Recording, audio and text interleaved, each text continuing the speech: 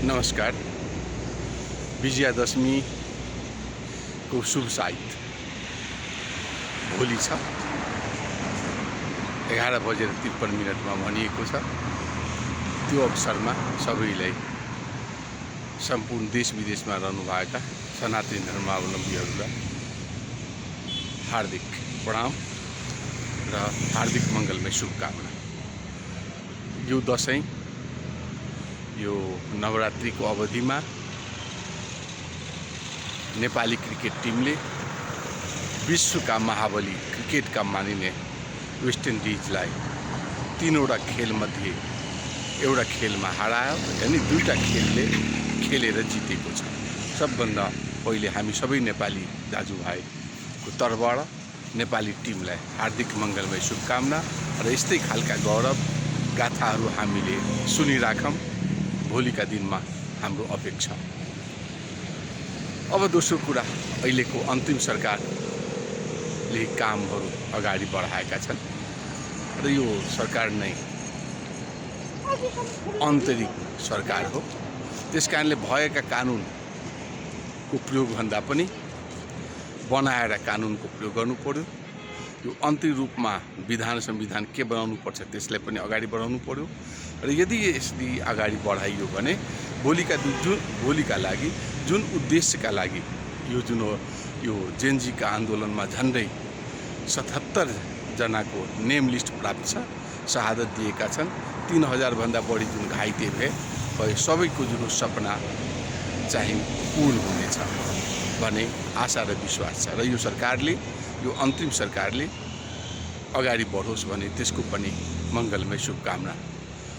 सँगसँगै अहिले जुन देखिएका केही कुराहरू, जुन बजारमा जुन अर्थ मन्त्रालयबाट गरिएका केही कामहरू, सेवा सुविधाका कुराहरू जुन घटाइएका छन्, करारलाई जुन व्यवस्थापन गरिएको छ, जुन राजनीतिक र संवैधानिक नियुक्तिहरू गरिएका थिए त्यसका सम्बन्धमा पनि केही निर्णय गरेको छ।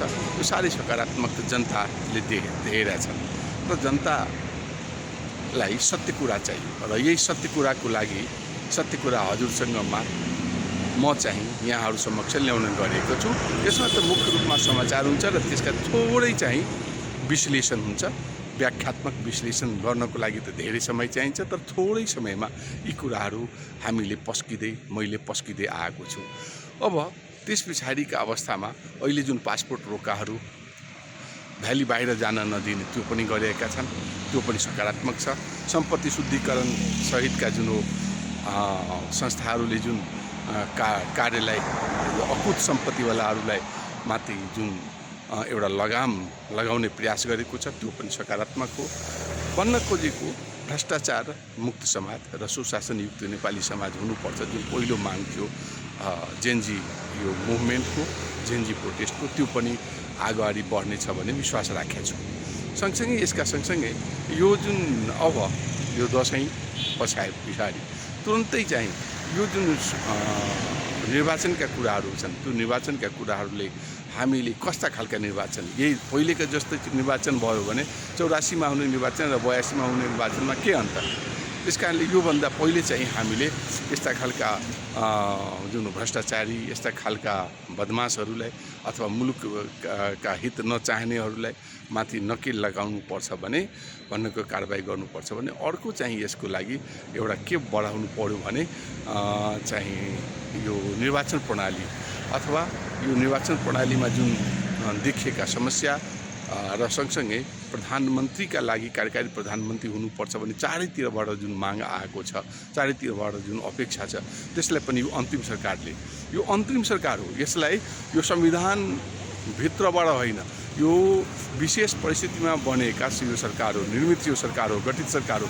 त्यसलाई म यो गर्छु, यो कानुनमा यो छ, कानुनमा यो छैन, संविधानमा यो छ, त्यो छैन भनेर हुँदैन। जनताको अपेक्षा जेनजी अपरेसन अथवा जेनजीका जुन यो ठुला जुन यो मुभमेन्ट जुन थियो, प्रोटेस्ट थियो, त्यसको माग अनुसारमा, त्यसैको जुन अपेक्षा अनुसारमा अगाडि बढेमा यो समस्याहरू भोलिका दिनमा समाधान हुनेछ र मुलुक निकास पाउनेछ भन्दै नमस्कार।